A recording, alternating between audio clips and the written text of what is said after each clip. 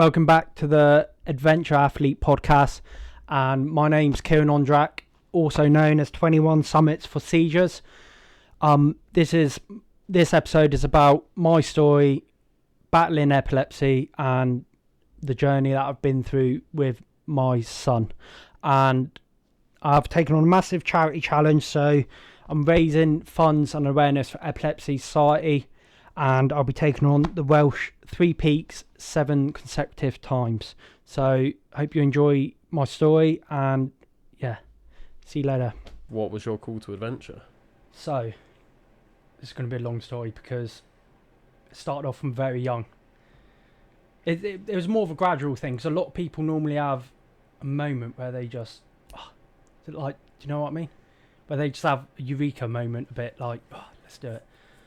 But mine started off very young. Started watching Bear Grylls, and I thought that's pretty cool. How he just parachute into this forest and bloody hike 30 miles and survive on nothing. And so it started off from that, and I got quite fascinated with being outside. Spent a lot of time in like the local woods, building dirt jumps for your bike with friends and stuff in the local woods and that. And then as I've got older, I've always been up on the local moors to me, Bodmin Moor, up in the middle of Cornwall. And then I was hiking up Brown William Router 16, but that's only a little thing, but enough to get into it, and I liked it. And then as I started to get a bit older, SAS Who Dares Wins came out, so that proper influenced me. And then obviously the more you watch that, the more intrigued I got about the Special Forces mindset. Yeah. And then I got drawn to the Special Forces mindset, where they're like, don't care what it takes, just get the job done and ignore the pain. The pain is just another feeling, so just crack on. Do you know what I mean? And then it all stems from there, really. And then originally, might have to cut this bit out. This is what I mean. I'll freeze a bit. No, that's fine. It happens, mate. Always have brain farts halfway through a conversation. So, where was we? So you was just taking us through, like, you got through the sort of mindset of the military stuff, yes. And then you was about to talk about your Welsh 3 Peaks times 7, but it seemed like there was something that happened before. Yes. So the reason why I've gotten into this endurance challenge, I took on another charity challenge about a year. No, I completed that one in June. That was just a national 3 Peaks. So my last call to adventure, my pivotal moment, was when I witnessed my son have a seizure. That was all a week before his first birthday. So, a week before his first birthday, his mum found him in his cot, cold, blue and lifeless. Then she immediately called 999 at 7 a.m. in the morning, and she screamed. But as she screamed, luckily a neighbour heard and came down, because she was in a block of flats, came down to her flat, came through the door.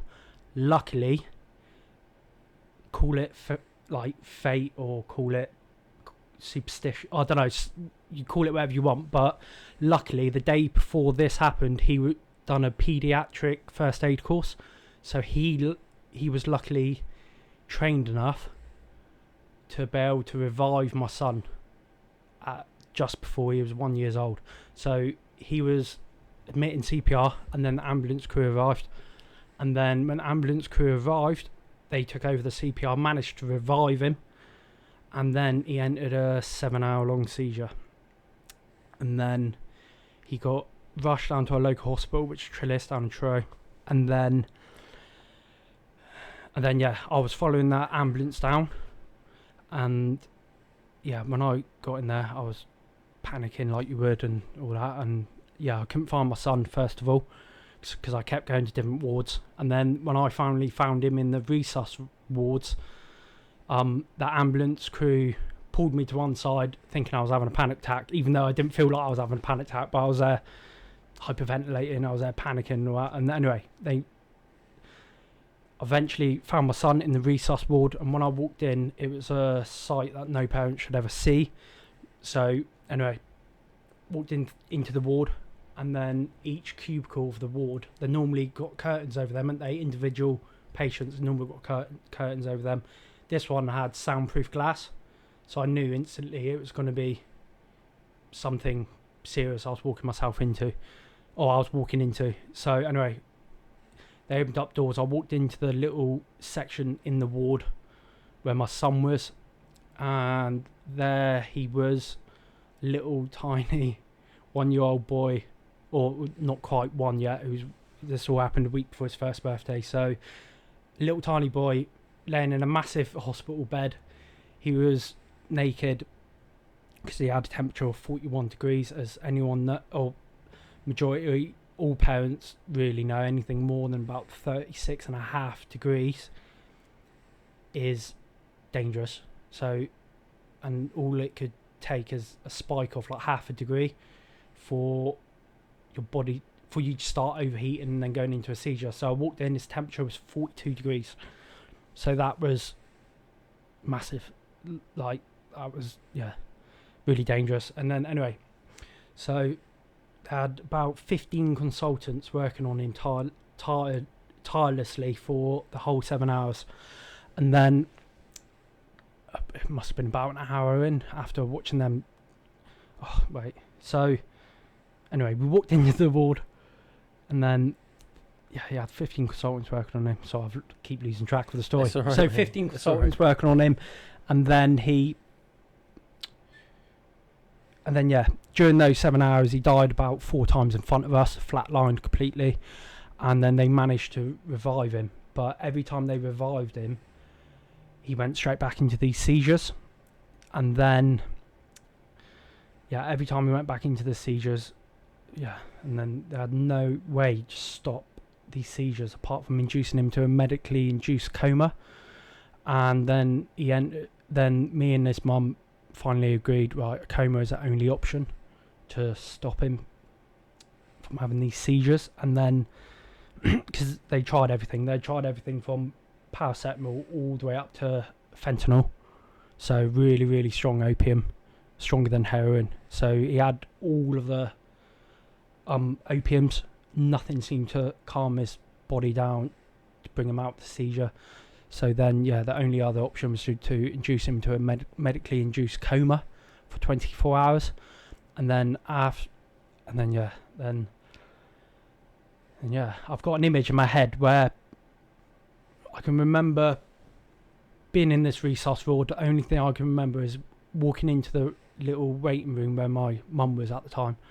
I just start crying. That's all I can remember. And then, that's a very traumatising experience as a parent, because then that makes you realise life is fucking too short. Like, life can be over before you know it. Like, he wasn't even one. But then, going back to the coma, after the 24 hours of him being in the coma, and at that time he was in intensive care. So that, I don't know if anyone's been in intensive care, but when you're in there, it's not like being in a normal hospital ward. It's there, everyone's poorly, it might be end of life, you're in there not for just a splinter or nothing. Do you know what I mean? Like, your intensive care is not a nice place to be in, especially when you're in there with your son who's not even one yet. So anyway, being in there, 24 hours came around, they woke him up from the coma, and then this is when everything starts to come back together, which is amazing. So woke up from the coma, and then he made a speedy recovery, and he was home one day before his first birthday. A couple of days before his first birthday. So it's fucking awesome. So you can tell, like, it's really good. I was so happy. We cancelled his first birthday and everything, and then obviously last minute we had to rush around and sort out his first birthday. But the best gift we got that year that birthday was him. To have my son back and have him there happy and laughing again like normal himself, Yeah. Where considering a couple of days before he was gone. So, yeah, since that episode, for about a year after that, I was like, right, what can I do to, like, I've always wanted to do a fundraiser after experiencing that. And then I was like, right, what can I do? What can I do? And then, itched my head for ages. Really, it felt like I needed to give back to society, to the hospital or an epilepsy charity. So then I decided to take on the national 3 Peaks. So before this, before my son was born, I was heavily partying. I was following the sheep. That's what Matt said on your other podcast, following the crowd or following what the normality is. So I got into all the drugs, got into fucking all the other crap that comes with it, and partying up all weekend and all that jazz. So anyway, I went from that to not ever setting foot in the gym to setting foot at CrossFit. And then that gave me the motivation to be like, actually, yes, I can take on a challenge to raise good money for an epilepsy charity. And then I decided to take on the national 3 Peaks. So that's Nevis, Ben Nevis, Scafell Pike, and Uridfa Snowdon. So we've done that in 3 days because we didn't have a driver. So we've done that in 3 days. Absolutely smashed the times. Ben Nevis was 4 hours. 4.5 hours up and down. We done Scafell Pike in about 3 hours and Snowdon in like 3.5 with a half an hour break on top. So after going from being a slump, just sitting on a sofa all day and not really doing no exercise and smoking, and completing those times on the biggest mountains in England, Scotland and Wales, it made me very proud. And then that sort of gave me a taste for taking on something bigger. And then, but after that challenge, I promised myself, right, never fundraise again, because it takes over your life. I don't know if you've done it. Yep. Yeah, it takes over your life, fundraising. And I was like, right, I'll probably fundraise, but not set myself a big target. But here I am again, 6 months later, $5,000 target, and taking on this massive challenge. So Welsh 3 Peaks 7 times over. And so that's Snowdon, Uridfa. I may have pronounced that wrong. Hey, it's fine, you're trying. Kedodris. Yeah. How do you pronounce that? Cadwridris. And then Penny Fan. So those 3 all 7 consecutive times. Originally, we was going to do each mountain consecutively before moving on to the next. But now, I've got Matt Roberts. He flung in an idea this morning saying, how about we do the Welsh 3 Peaks, I might word this wrong, Welsh 3 Peaks 7 times over, but treat it as the original Welsh 3 Peaks. So we'll do Snowdon, start off at Snowdon, then to Cader, and then do Penny Fan, but that's one of the 7s, and then we'll start on Penny Fan again, drive up to Cader, do that one, up to Snowdon, then do that one, then keep doing it over and over and over with the driving, until we get to the 7 consecutive times. Yeah. So I think we're the first person to do that challenge like that. So yeah, very, very proud. And all raising money for Epilepsy Society, all for a good cause. So yeah. Why 7 times? Where's that come from? Why 7 times? So obviously, like I said, my boy had to endure a 7-hour-long seizure. So each summit represent an hour he spent in a seizure, even though I'm doing 21 summits in total. So yeah, each summit will represent an hour my boy spent in a seizure.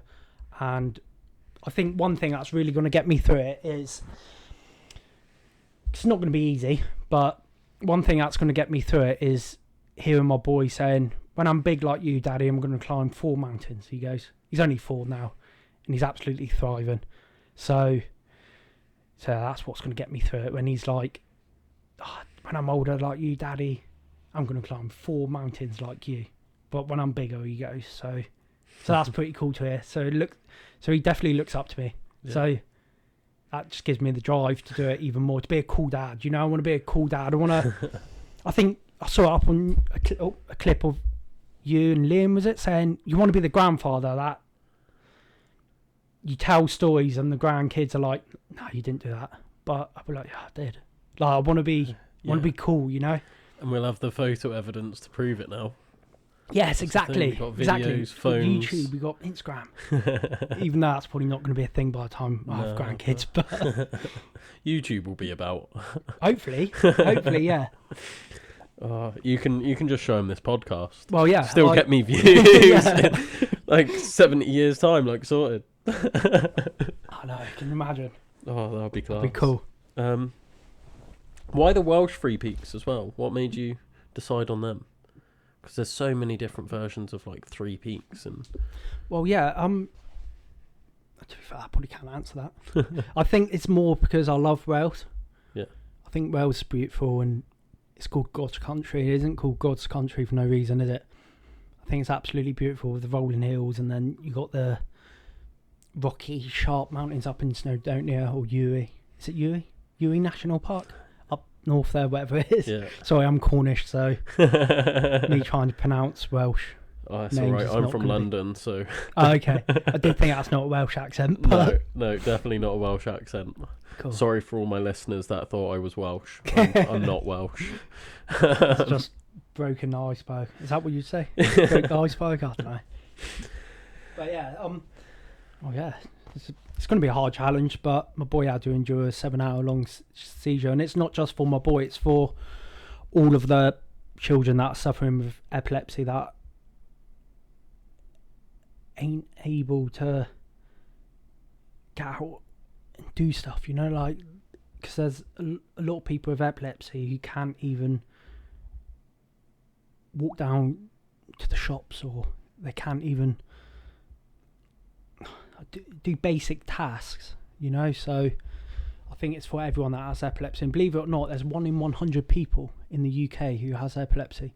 Okay. So that's a lot of people. So when you're in your local Morrison's, I'm in a busy Sunday, there's probably 5-6 people in there that has epilepsy, believe it or not. Like my secondary school, there was like 600 people, so there was 6 people minimum in my school alone that had epilepsy, but no one would know.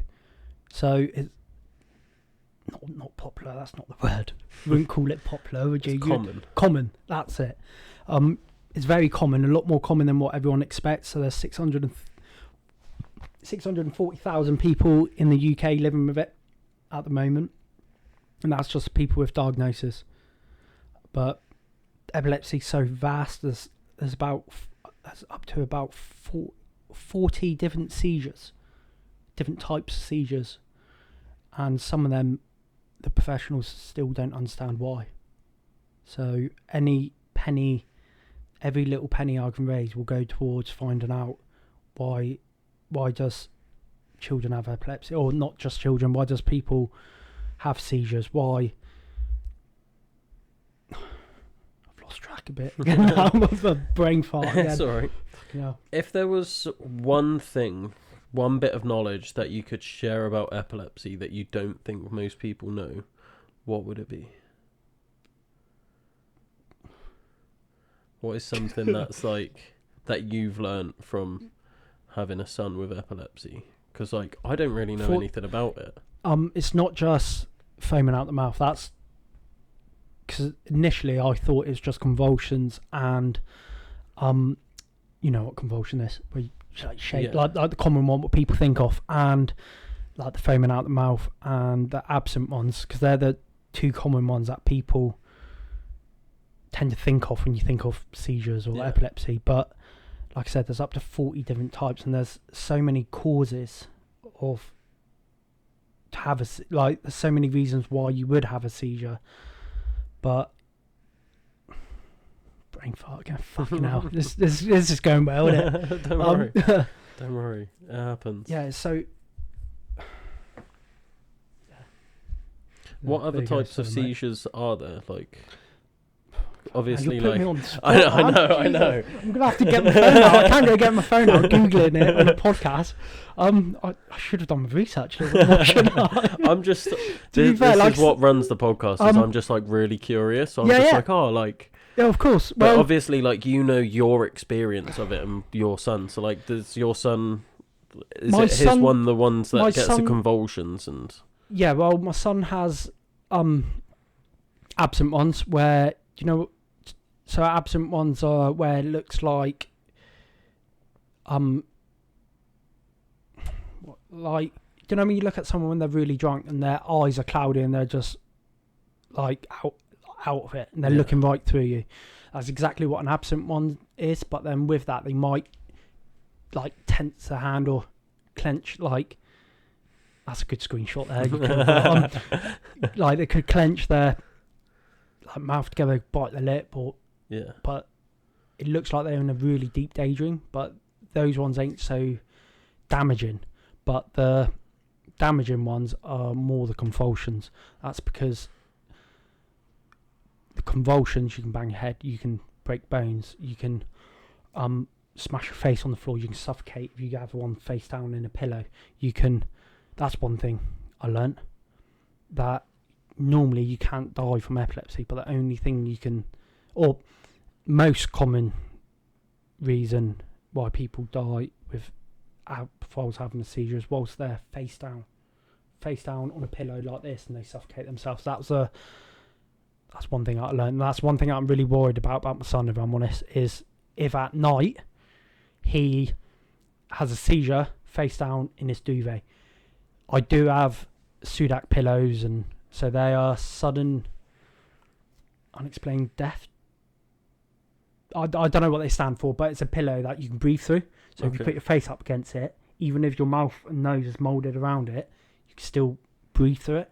It's just a pillow with holes in, pretty much. Yeah. See, I didn't even know that existed. Sudak pillow, yeah. That's one of the most common causes of death. So obviously we take precautions. We've got alarms. We've got pillows face down and all that.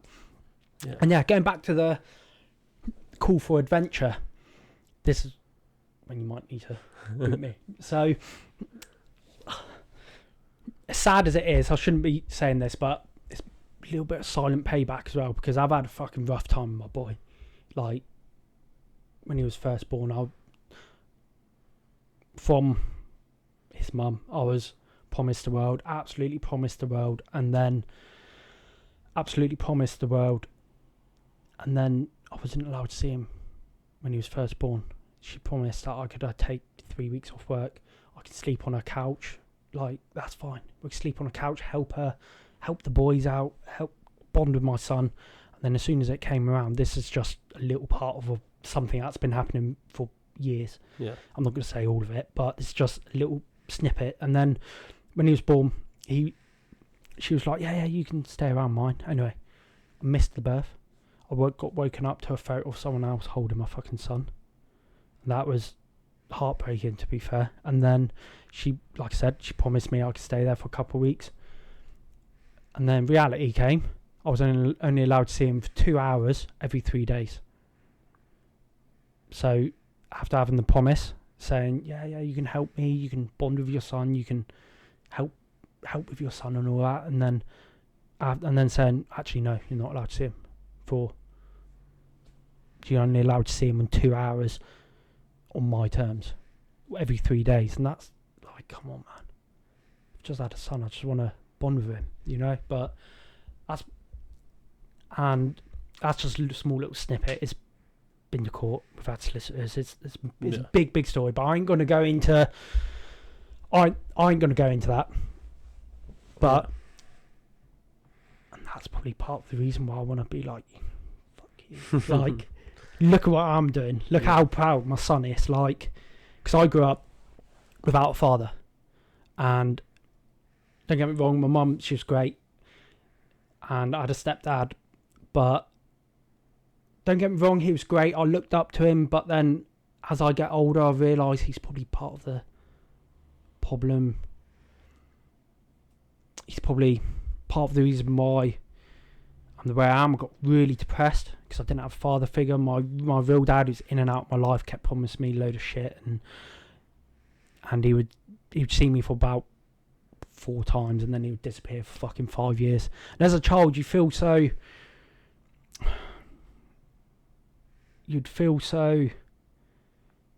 you're to blame for that. Do you know what I mean? You'd feel like you're to blame. Why does my dad not want to see me? Why is he seeing his girlfriend instead of me?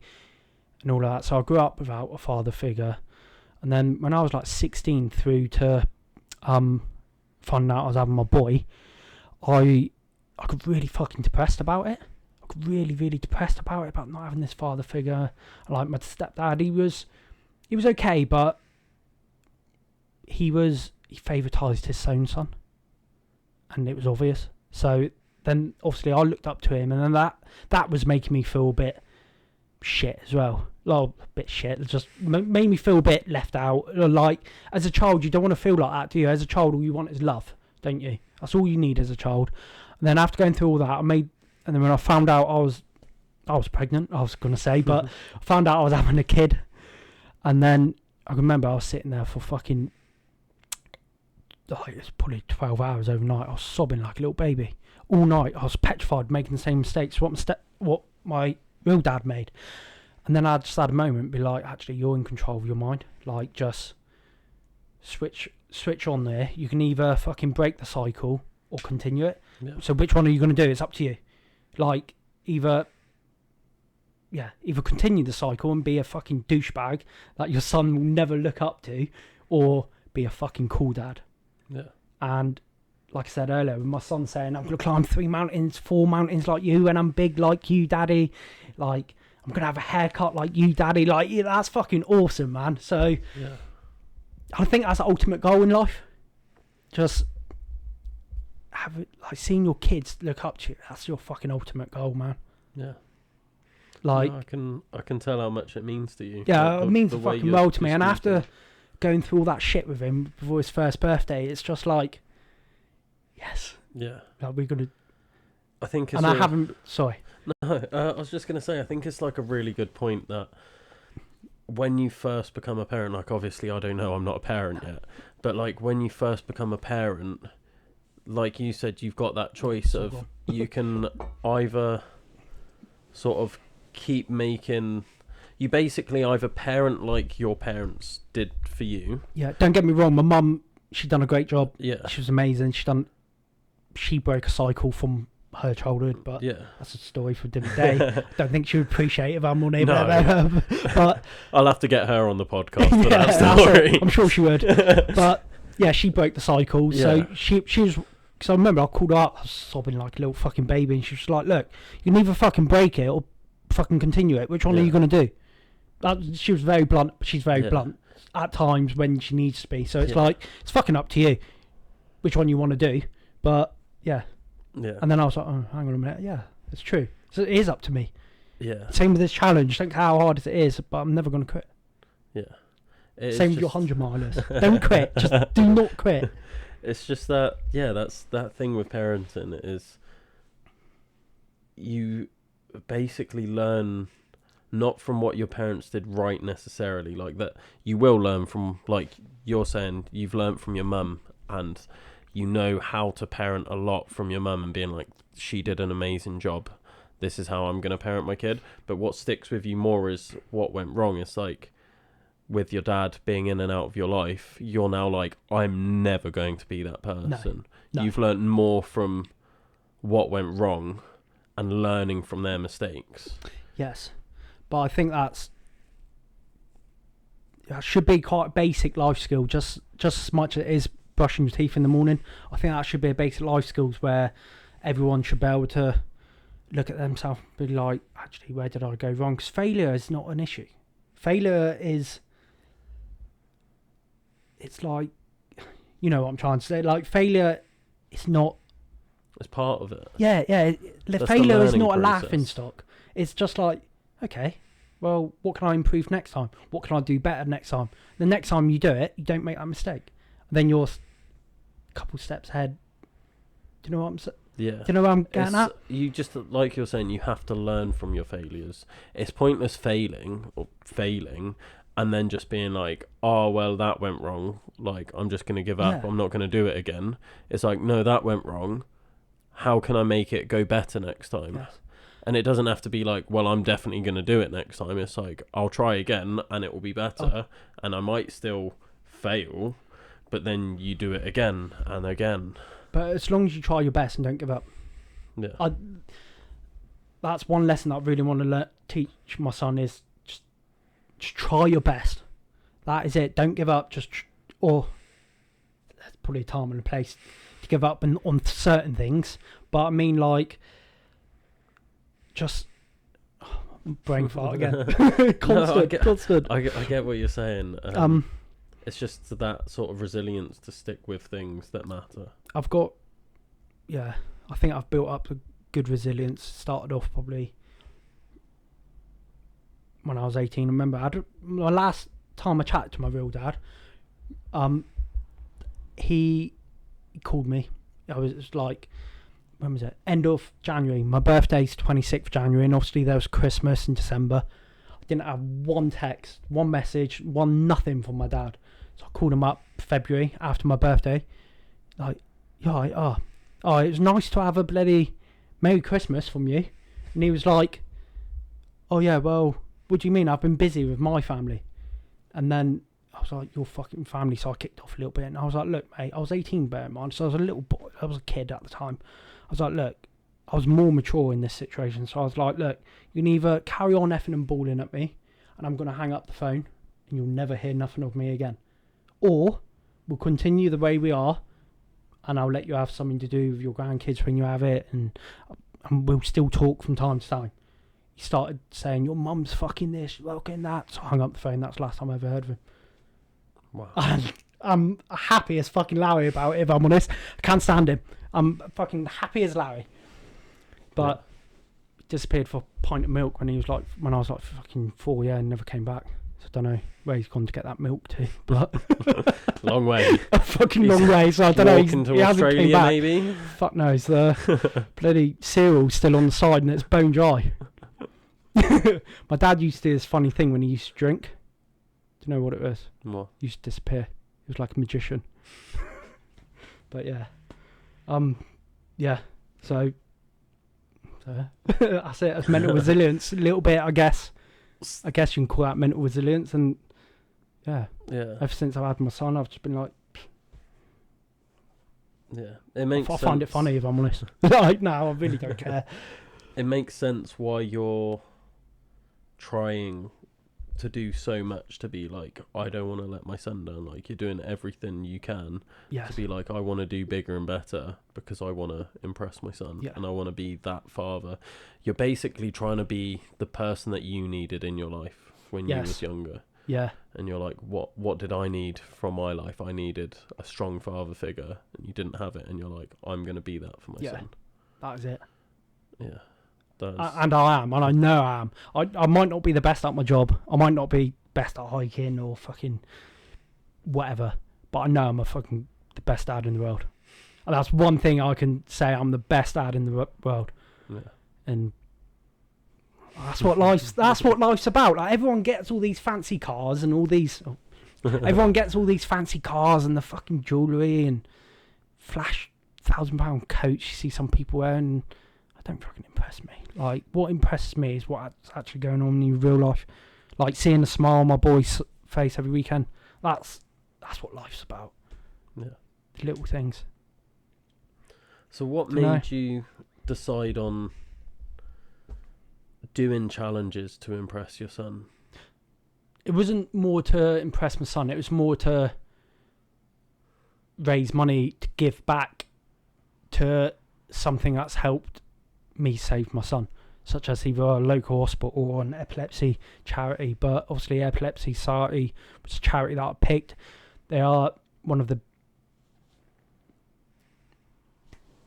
they're the biggest charity to give the most amount of research, medical research, care and support to families who are suffering with epilepsy. Like, I've got banners out. I'm not sure if you saw my Instagram. I've got some banners that I put out on my van. I was going to say, I saw your van when you pulled up as well, and you got all the Yeah, that's the epilepsy stuff on them. I tell you what, mate, those signs, I was debating to get a sign, but I get signs and all these banners and all this kit. I tell you what, so many people are coming up to me and saying, thank you. This is so nice to see. I had a lady the other day, I was at work, she popped her head inside and was like, oh, where's Kieran? I was like, yeah, I'm here. She's like, I could have a word a minute. I was like, yeah, went up there and she was like, this is so nice to see someone raising money for Epilepsy Society.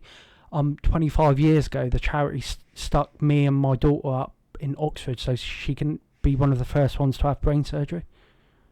So hearing stuff like that makes you realise why you're doing it. Do you know what I mean? Yeah. And it's like, this is why I'm trying to raise as much money as possible just to help children like her 20 years ago. Yeah. Even though I wasn't doing it 20 years ago, you know what I mean? Like, helping similar people who's in that similar situation. And she was seizure free for 30 odd years after that brain surgery. Yeah. So without money like I'm raising, people like that ain't going to get the help. And my son definitely wouldn't be in here today. Yeah. So yeah. With epilepsy then, again, I'm probably putting you on the spot. Yeah. I'm completely, like, I'm not ignorant to it. I don't know that much about it. No. So, like, I'm assuming there's no cure for it. Just treatment. There's treatment. So there's loads of little brain surgery. I say little. There's loads of brain surgeries that you can have for more severe cases. There's medication. There's emergency meds to get you out of bad seizures. So I'll talk you through the emergency meds. So my boy, if we've got emergency meds, don't get me to say it because it's those medical terms, all the medical long words. So it's a sedative. So if my boy has a seizure that lasts more than 5 minutes, because anything more than 5 minutes can be damaging to your brain, because when you have a seizure, you starve your brain with oxygen. So anything more than 5 minutes can be damaging. So we have to, as sad as it sounds, I was shocked when I got told this, you have to film it, them have a seizure, if they're having a seizure. And then, because if you film it, it's got the time on it, it's got the proof on it. And if they're having a seizure for more than 5 minutes and it looks like they're not coming out of the seizure, you have to get the head, like, it's sort of, you have to like restrain them a little bit and put this medicine down here, and then that should sedate them and bring them out of the seizure, and then you have to call an ambulance. So that's only seizures that last more than 5 minutes. So there's that. And he's on 2 doses a day of, we call it Keppra, but it's not cool. That's like a brand name for it or something. Anyone who's got epilepsy, they'll know what Keppra is. But again, don't get me to say the medical term for it. But yeah, it's a really long word. But there's that. He's on that twice a day, morning and night, and that's controlling the seizures, what we think. But it's hard to tell at the minute because, like, his first one, for example, he went from from being born all the way to being 1 without a seizure. And then he went from 1 to 1 year and 9 months without a seizure. And then, so is it working? Or is he just going to have another big one soon? Because he went almost a year without one. So his last seizure was June. And that wasn't a very bad one, but like we don't know if the medicine's working because he went so long without it. Do you know what I'm saying? Yeah. And then, like what I was saying then, so there's brain surgery. So don't get me to explain the brain surgery because I haven't really looked into it too much. But I know certain part of your brain, they'll take a little bit of your scalp out or your skull out, and then they'll shoot lasers into. You're gonna get a load of hate in the comments now, ain't you? Like, that's not how you do it. I'm pretty sure they burn certain receptors in your brain with a laser, then that will control the seizures, something along those lines, I think. So there's that, but that's more for severe cases, not for cases like my son, but that's more for cases where children cannot leave the bed and are having seizures all day, every day. Yeah. So, yeah, there's that. Fascinating. It's very fast. So, do you know? There's probably like 1,000,001 answers to this, but do you know like the general cause? Is it more of like a genetic thing, or is it just like? Well, let's take about 25 years. So, I had seizures from when I was 2 till I was 5. I just stopped, and I used to have up to 50 a day, at my worst. So having I used to have a seizure that would last a minute, 30 seconds, sometimes longer, and then I'd come out of it, I'd wait 20 minutes, bang, another seizure. Come out of it, wait another 20 minutes, have another seizure. So at my worst, I was having up to 50 a day. So that was from when I was a toddler up to I was about 5. So I've been 23 years now, sober as such. Not sober, but 25. Free. Yeah, seizure free, that's the word. Fucking half.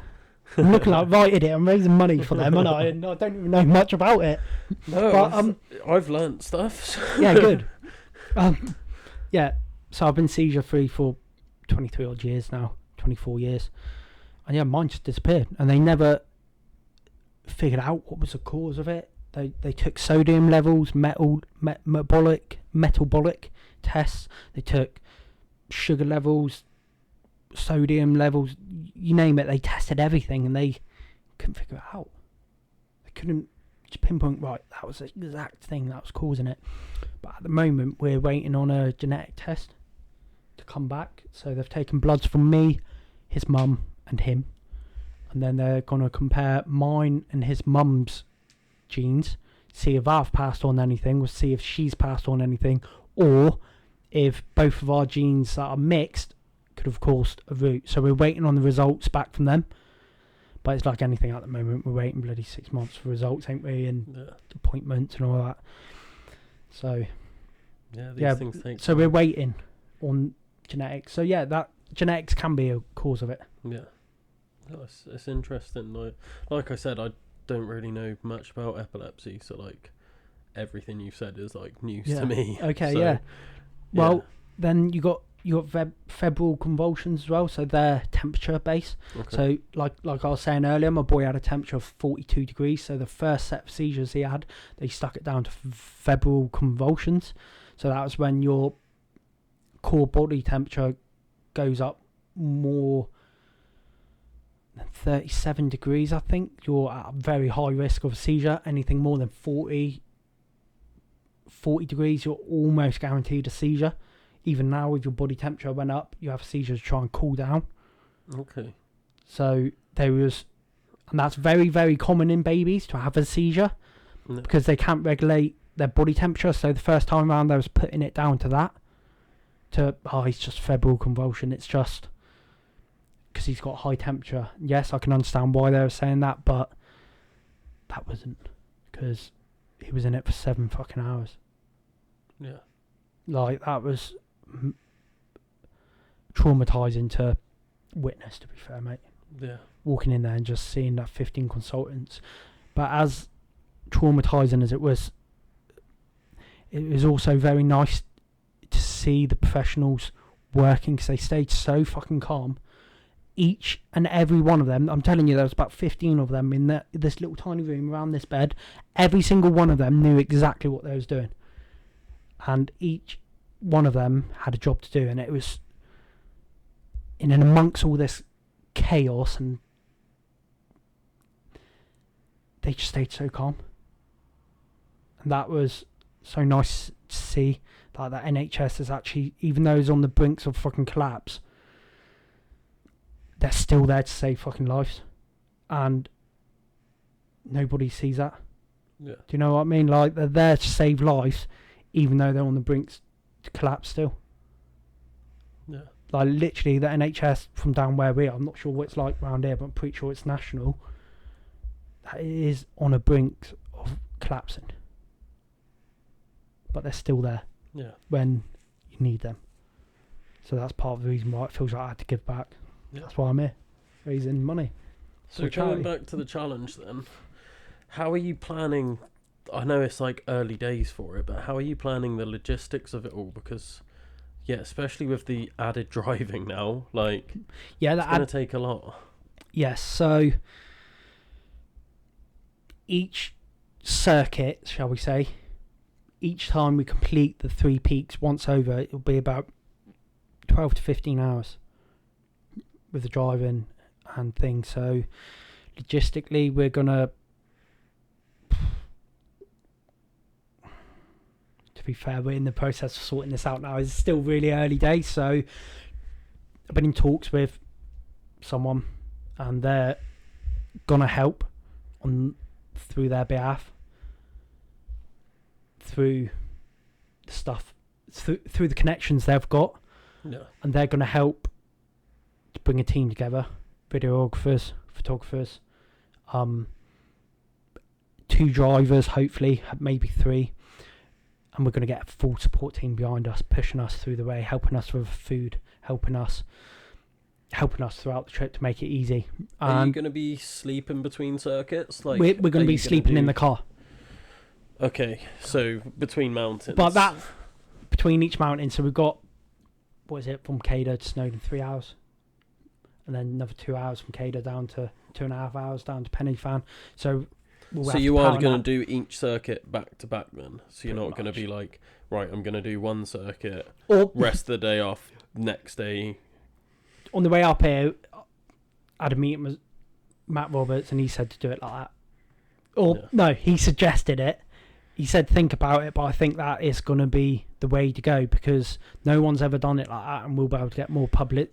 Has anyone done it the other way then? Yes, there's... Oh, okay. Oh, what's his name? He... can't think of his name now. He done it 30 times over. Just absolutely... What's his name? I think you was going to get him on the podcast. Oh, okay. But... Is it Sean Conway? Bobby? Oh, yeah. Is it Bobby? Yeah. He lives just the other side of the valley. Okay. He was meant to come on the podcast. And yeah, just things didn't work out at the time. But yeah. He does some mental challenges. Like, so he did that. He does some mega... I don't want to say mental because we're not mental, but he does do some big challenges, and I think, if I remember rightly, I've got number 60 in my head, and I would like to say the National 3 Peaks. Something like 60 times over. Or, I've got 60 in my head, and I've got the National 3 Peaks in my head, so 60 times over, like, fuck it hell, like... Wow. Yeah.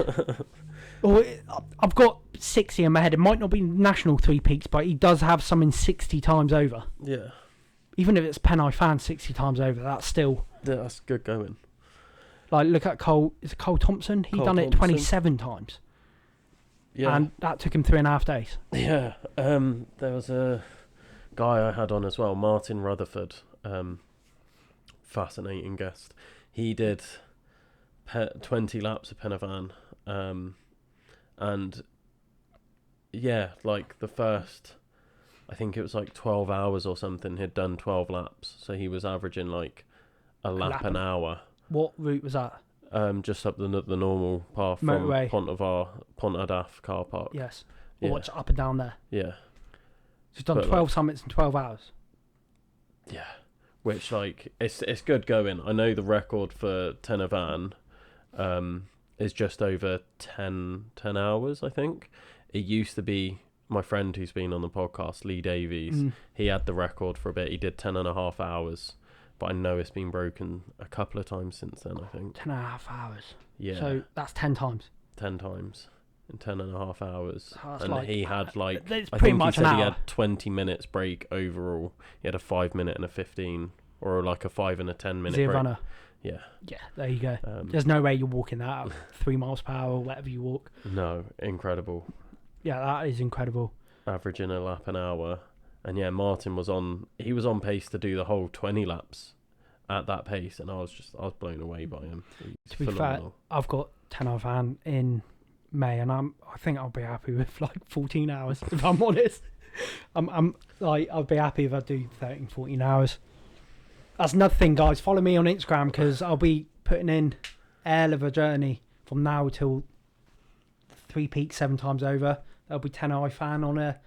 There'll be Welsh 3 Peaks, Welsh 3000s, you name it. I'm hopefully doing it for training. So watch me in pain and watch me suffer through my Instagram. So drop me a follow at 21 Summits for Seizures. Or Kieran Ondrak, that's probably be a bit easier to find me. But yeah. Yeah. I'll be collaborating with you on all of the posts anyway. Awesome. So just, click on the name at the top, guys, and go drop him a follow. Yes, please. It's all for a good cause. Yeah. Got good bit of training lined up, which is good. Going out tomorrow morning as well. Yeah. So you're going to meet up with Penna Van Dan? Hopefully bump into him. But I've got a 4-hour journey afterwards, so I sort of want to get there for 7:30. I think our plan, we're going to meet up with Liam. Our plan is to start off at the Kundapath. What is it? The car park? The Pont Ardaf. That National Trust car park. Yeah, there you go. Going to meet up at National Trust car park. 7:30 in the morning. Then we're going to be heading up the motorway. We're going to do, I think our plan is 2 summits, then go up and over Jacobs, and then on the second summit go right up and over Cribbin, over to Fanai Big, then turn around, come all the way back. So that's what we're planning in the morning to do. Nice. For a bit of training. So then that's Jacob's ladder at the end to probably get the legs going, which will be good fun. Get our lungs blowing, but yeah, that'll be good fun. I love how you're just meeting up with like all my previous podcast guests as well. Like you met up with Matt this morning, meeting up with Liam. Yeah. You meet potentially bumping into Penna Van Dan. Yeah. Well, hopefully on the second summit we'll bump into Chris Penna Van Dan. Yeah. That'll be good to see him again because he's getting on all right, isn't he? Yeah. That's inspiration there every single day. Absolute pretty much. Savage. Was it 3 summits? 3 summits every time he's on the mountain. 5 days a week, basically. He's smashed the world record already. Yeah. Like the world record was 365 summits in a year. He did that in like less than 6 months, I'm pretty sure. 500? And he's over 500 now. He's closer to, I think he's like 680. Yeah, like I think his goal is 735, is it? 735 summits in a year. Like and he hasn't had good weather either. No. Like the weather he's had recently, absolutely horrendous. Like blowing hooly, no visibility. Is either ice or rain up there. Yeah. With, I don't know, 40 odd mile per hour winds, is it up there? Yeah. And he's still going. Yeah. Come wind, sun, snow, the lot. He's up there. He is incredible. He came on the podcast like a while ago as well. It was probably close to like 8 months ago now since he came on. So he wasn't even near the world record. I think he was coming up to like 100 when he came on the podcast. And I was like, yeah, you're going to smash this world record. Yeah. And he was like, oh, I don't know. And like, he's almost doubled it. Yeah. Well, I think he would have. Well, he would have pretty much doubled it. By the end of the year, yeah. Yeah. Because he's got what? Middle of April, is it? Yeah. He's got about 2 months left. Yeah. And he's on 680. Yeah, I met him and like, he started in April, so he went through the summer and everything, and he's like, oh, I'm going to have to slow down over winter. And then just following him on Instagram, I'm like, he hasn't slowed down at all. No, not at all. At all. But it's hard to slow down though, isn't it? When you're on a mission and I think he knows that no one's going to be breaking that anytime soon. No, so I think he's like, chance. He's probably going for it a little bit. And being like, no one's taking this off me. Yeah, you'd need to be looking at about 1,000 summits in a year to beat him. I know. To make it worthwhile, you can't go doing it just by the one, can you? No. You're going to have to... Yeah. If you're beating a record, like he's done, if you're beating a record, you're beating a record. Yeah. Like he's almost doubled it. So... To be fair, he gave me a little bit of inspiration because I bumped into him beginning of November. As I was coming down Penny Fan, he was going up and he was... First time meeting him, lovely chap. He's really nice to talk to as well. He's really nice chap. And at the bottom of the mountain, and I just had a little chat with him. I was like, oh yeah, I've done a little bit of fundraising and that. He's like, have you got another one in mind? I was like, yeah, I've got another one in mind. Because originally I was going to do the Welsh 3 Peaks 10 times, but I thought, actually, let's do it 7 times because there's a bit more of a reason behind why I could pick 7. So, anyway, he was like, just go for it. And I was like, do I, don't I?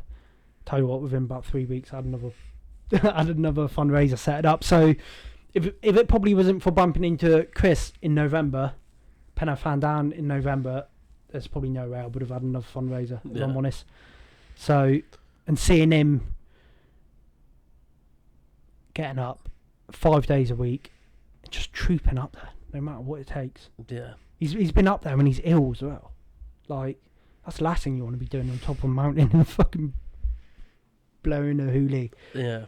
And what impresses me most about him is, if you want to talk to him, he will stop and talk to every single person. Yes. Like, I've seen him on the mountain and he is talking to everyone.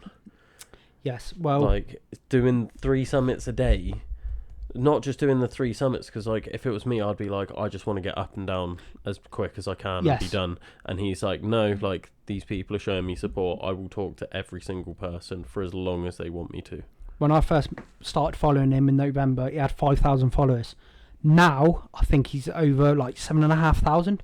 That's since November, so he's gained, like, 2,000 followers in the last, what is it, 5 months? 4 months? 4 months? Since beginning of November. So he's clearly doing something, and in total throughout his all of his fundraising, because before that he cycled around the road on one of those virtual bikes, didn't he? Yep. I think in total he's raised like best part of £250,000, hasn't he? Or closer to £250,000 than £200,000, I think. He's over the £200,000 mark. A lot of money. So, and this is why he's done it, because he's a nice guy. And he talks to everyone.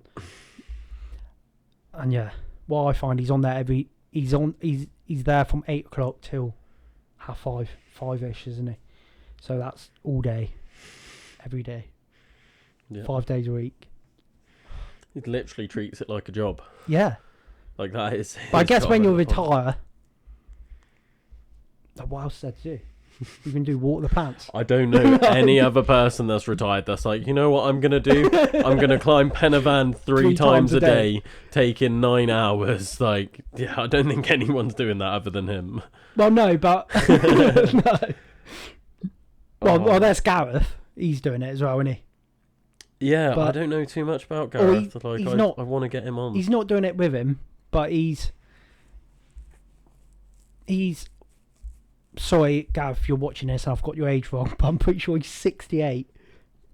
And he's just done Penny Fan 3 times with weighted vest. Like 23 odd kilos each summit with weighted vest 3 times. Like, what? It's beyond me. If I can do quarter of that at that age, I think I'd be happy. Yeah. If I can just summit Penny Fan at 50, I'd be happy. Do you know? Yeah. 60 odd. Like, I'd be over the moon if I could do it then. But he's doing it with a weighted vest 3 times. Yeah. They're just built different, these guys. They are built different. But they say when you stop, that's when age catches up with you. You need to keep going and don't stop. So yeah, Penna Van Daan's perfect example of that. Like, just keep going. Well, yeah, another thing, just keep going. Never give up. Yeah. Because look at what you can achieve. Because if you give up, you'll never know what you won't be capable of. Yeah. Do you know what I mean? If you just say, oh, well, enough is enough, my legs are hurting. Just, you'll never know how far you would get if you give up. So never give up. That's what I'm telling myself. Never ever give up. Yeah. Just keep putting one foot in front of another. Don't care what it takes, just one foot in front of another. Okay, so other than that then, if you could go back to that call for adventure for you, that moment where your son's having this seizure, you're in the hospital and you're like, I need to do something to raise money to give back because I've been through this ordeal, what advice would you give that person? Just do it. Like, don't... What would I advise? It's just do it. Like, why did I wait so long? because from that first episode to that first seizure to when I actually started the fundraiser, I think it was probably about 2 years. Like, what is he? He's 4 now. Yeah, it's probably about 2 years from when he had this first seizure to me actually starting my first fundraiser. Yeah, it was ages, and I wish I fucking done it earlier, if I'm honest. Yeah. And yeah, just do it, because yeah, it's great. It's a great journey that I've been on, to be fair. Yeah. And I'm sure I'm going to be going on a mad journey from here on, with some good plans lined up ahead. Definitely sounds like it. Really good plans. So yeah, it's going to be good. Well, thank you for coming on. That's I really appreciate your time. Thank you for hosting me. No worries at all. Yeah, send me the link to your fundraiser. I'll put it in the description. Yes, so please. Anyone that's keen to donate, drop a little donation in the link below. Even if it's 50p, everything helps on it. So pennies turns into pounds. That's what I say. So anything helps. So yeah. Amazing. Well, thank you. That's all right, mate. Thank you. Thanks again for listening to another episode of the Adventure Athletes podcast. If you want to find out more about what we do at Adventure Athletes, head over to adventureathletes.co.uk and you can sign up to all of our events. You can sign up for coaching both in person and online. You can sign up for sports massage. You can sign up for outdoor activity days like the National Three Peaks and get guided by one of our expert guides. So just head over to adventureathletes.co.uk and don't forget to help us spread the word of the podcast.